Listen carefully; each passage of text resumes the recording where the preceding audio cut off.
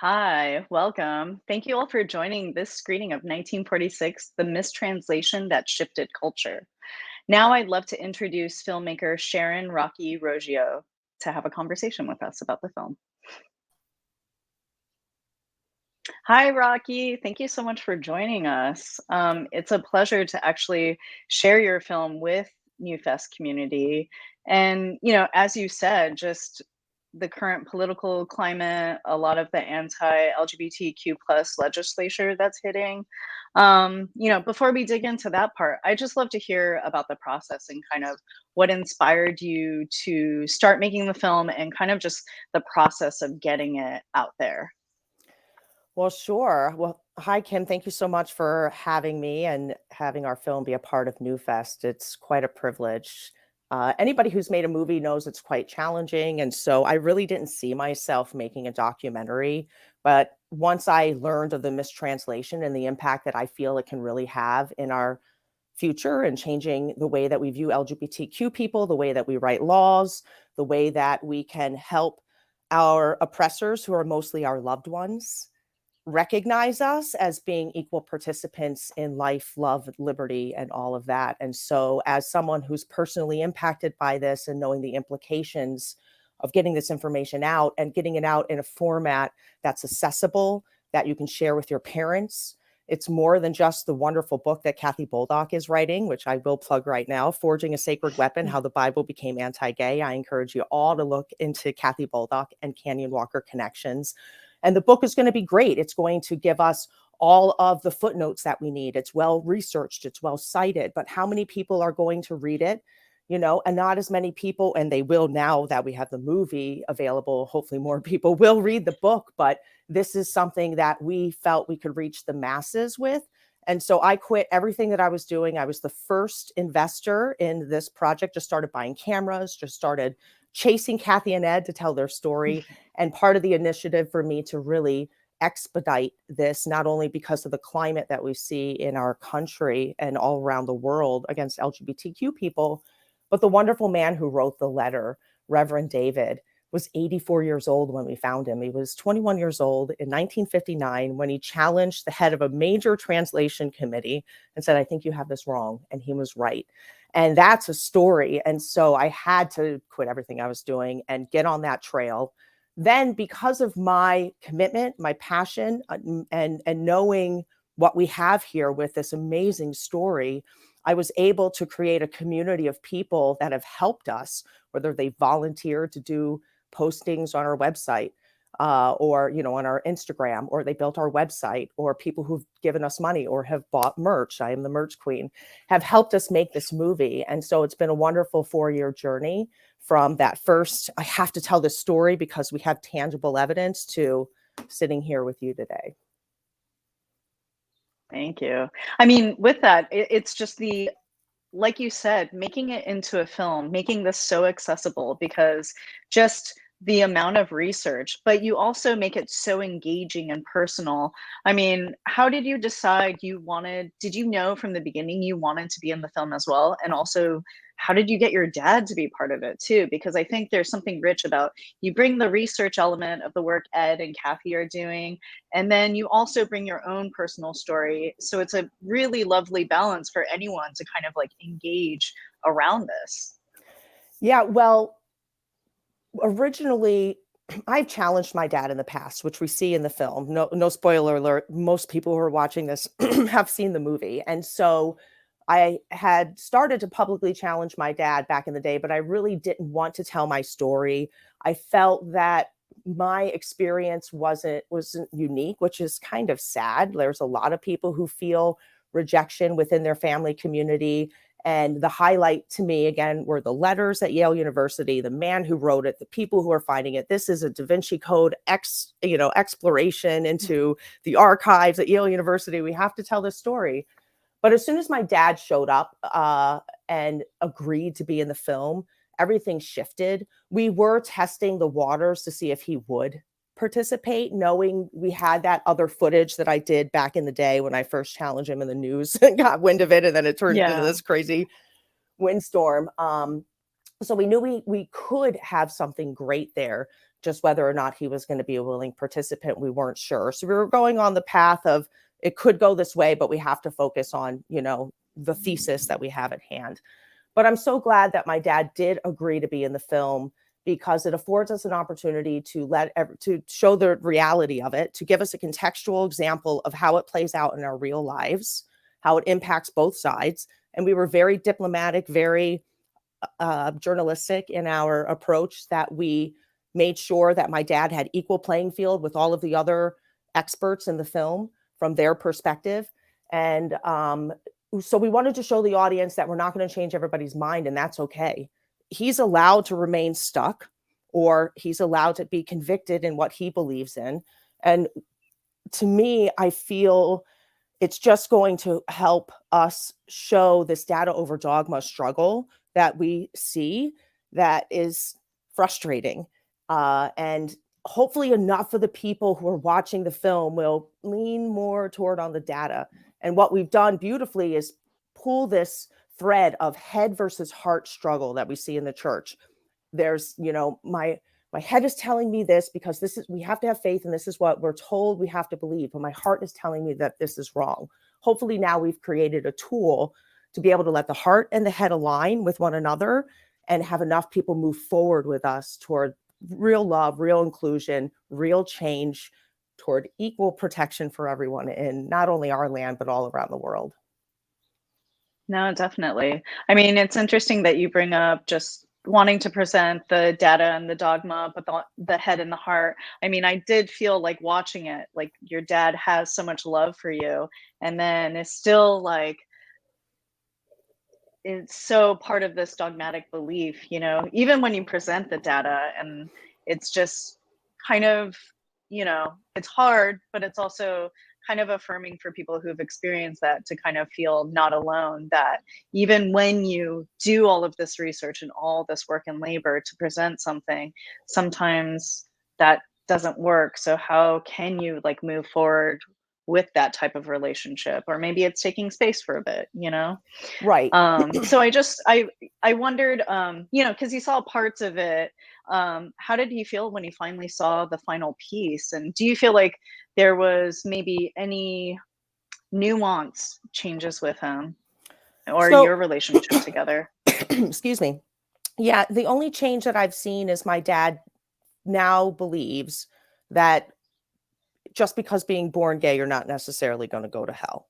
There's still a lot to unpack there. It's a start. Well, the one takeaway though with my character storyline and my dad in the movie, the one takeaway also that I forgot to mention is to try to stay in relationship as best as you can if it's healthy, if there are boundaries, if it's safe for you. And sometimes it's uncomfortable for both of us still, my father and myself. We still very much disagree. And so maybe that means a weekend we can spend together, or here and there, but stay in relationship. And we wanted to really show how you can still love someone and disagree, to again try to create that bond that we need in not only our country, but just in families all around the world, to, have respectable disagreements. Yeah. And so now my dad did see the film, and he did feel he was presented fairly. He didn't feel there were any places that we exaggerated, and because we didn't. And so he's 100% with the film. I don't think that any of the nuances or anything within him are going to change anytime soon. But who knows? I mean, maybe there's still something stirring inside of him. I know that my mom, who didn't want to participate in the film, has since showed it to her sister, and we sat down and watched it together on Thanksgiving Day. We didn't talk about it afterward, but we all sat down and watched it. And that's a little baby step. I'll take it, And so people are moving in one way or the other, and at least it's not hostile. Mm-hmm. No, and just to have that openness to take a moment to receive that, and maybe we can only hope in a few years or something those incremental changes happen. Well, and with that, well, really quickly, because the tone too, which I forgot to mention as well, to help us not continue to fight or be at each other's throats. we really wanted to make a movie that encompassed tones of, it's not us versus them, it's not I'm right, you're wrong, just this academic approach to a real situation that impacts our real lives. You can't take away that the Bible was mistranslated. It's an indisputable fact.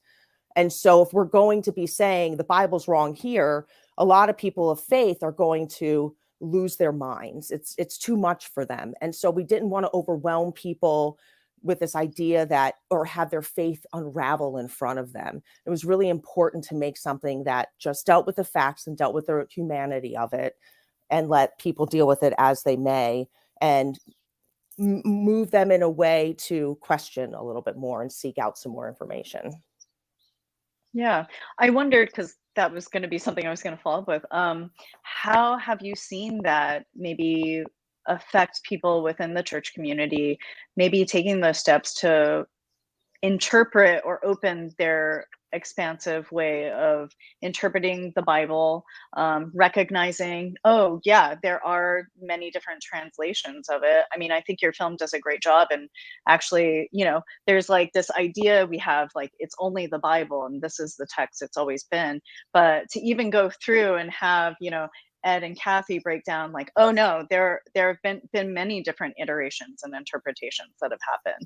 So I wondered if people have come up to you and just talked about, like, being more open to exploring the other interpretations of the Bible.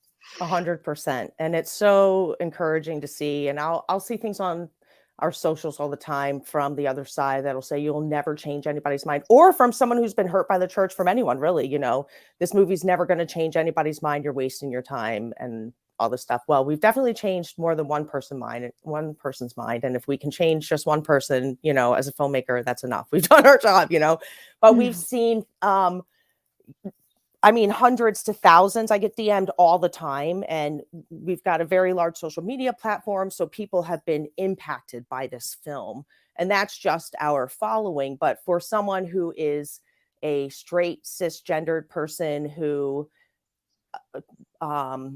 is a Christian, we've had a couple examples. One strongly stands out. We were in the Bahamas, which still has some movement to go with women's rights, let alone LGBTQ rights. And we played the film very successfully in the Bahamas. And this woman stood up in the crowd and bravely told a story of being a Christian woman who has a gay brother who, after seeing the movie, said, I have to reevaluate everything.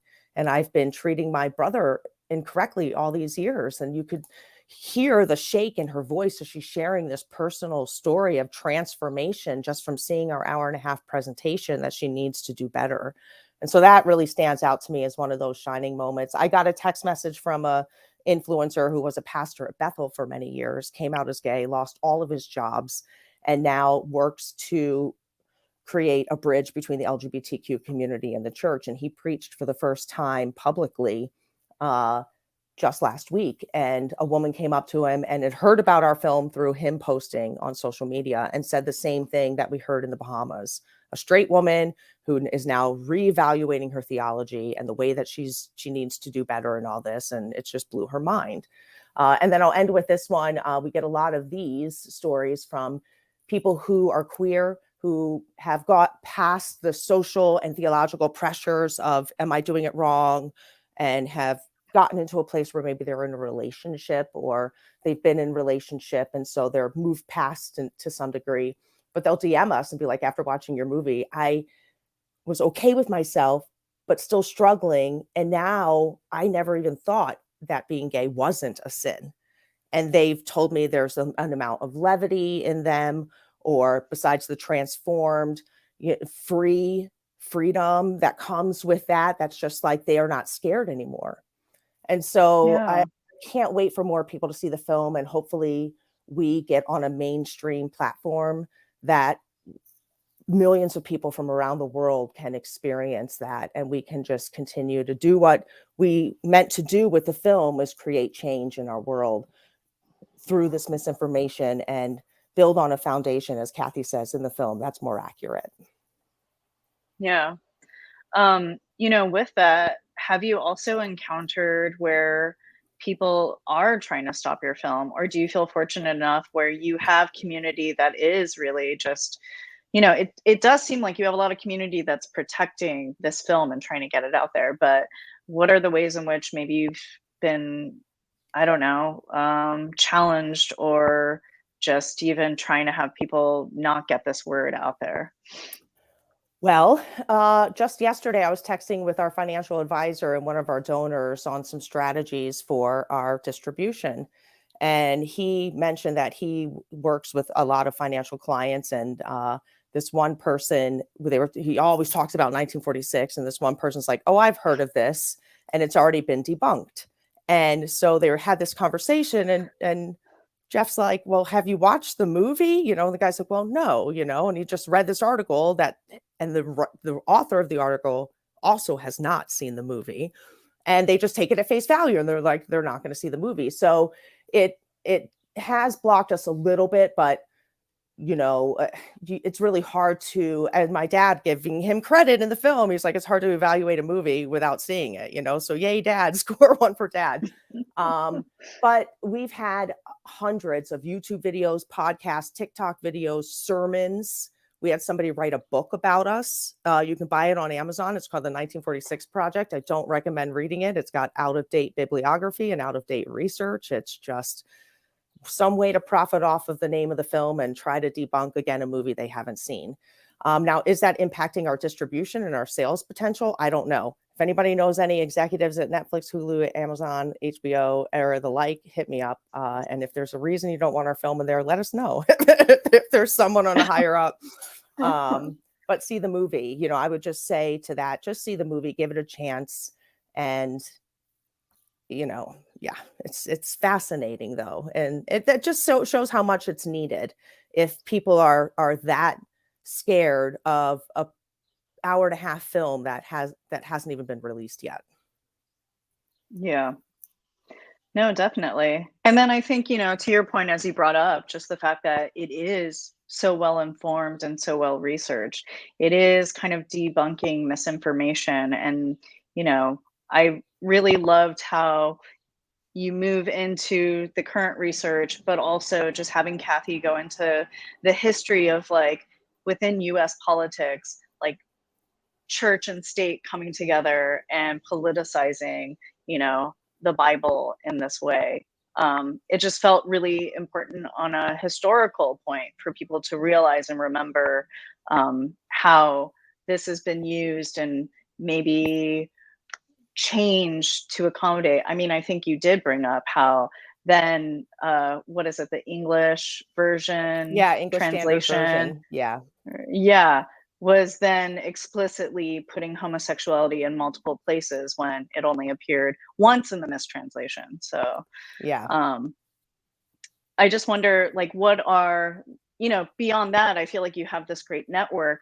Are there toolkits and other things that people can reach out or look up from your website to, maybe it's a beginning entry point, and then getting a loved one to watch 1946 to have more information and understanding? Like, do you have just different entryways so we can get our loved ones to watch this movie?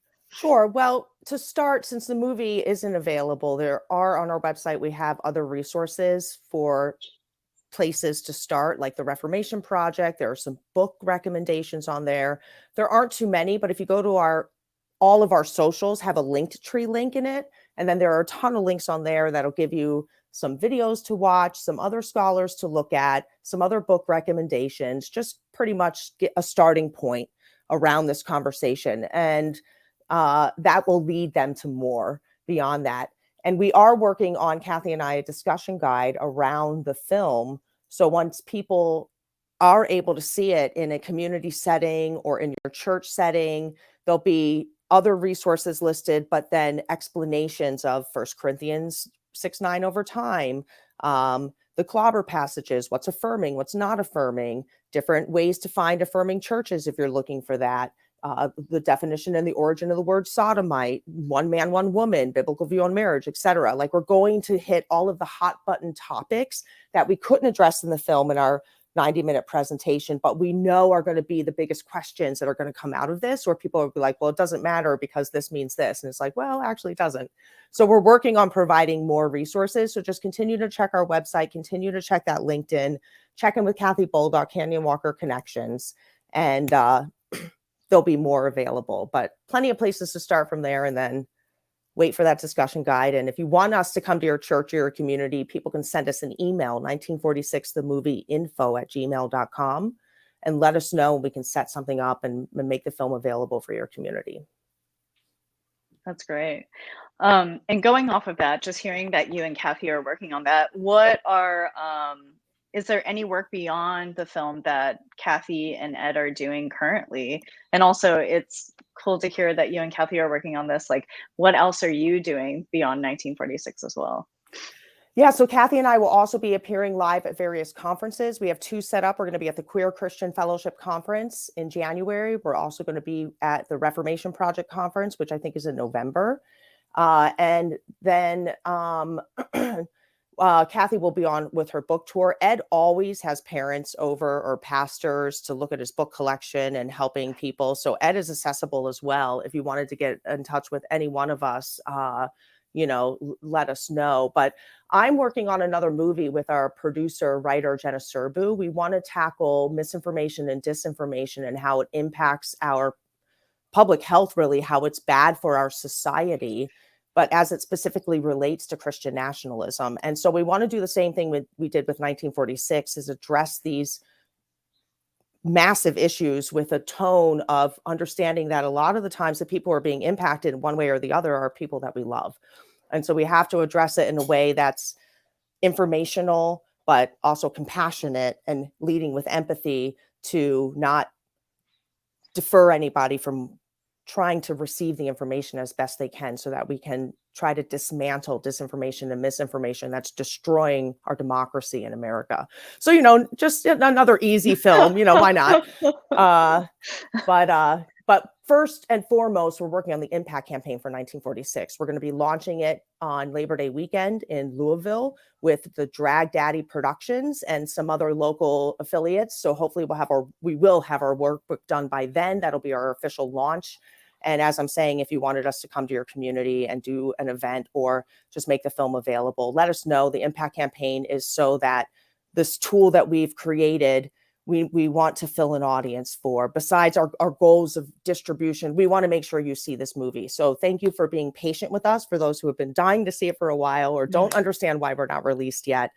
And know that we're working on these other tools to make it a bigger conversation than just the film. Wow.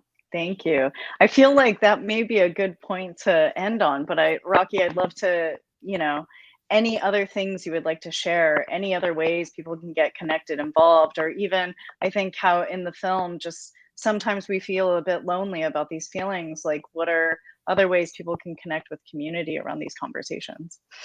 Sure. Well, there are a lot of resources out there. There really are. If you're a parent looking to connect with other parents, there's the Mama Bears.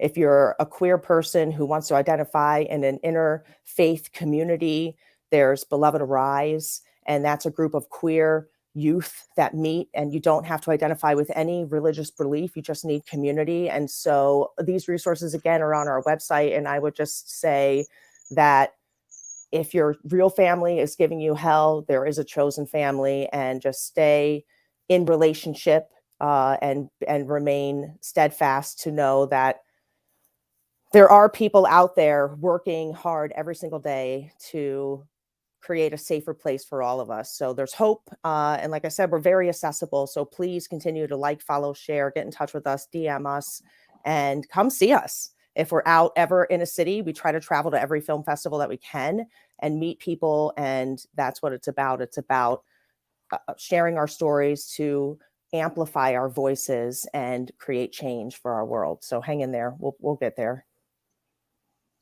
Thank you so much, Rocky. And so perfectly put, especially for our NewFest Pride presentation of your film. So thank you for joining us. Quite an honor. Yeah.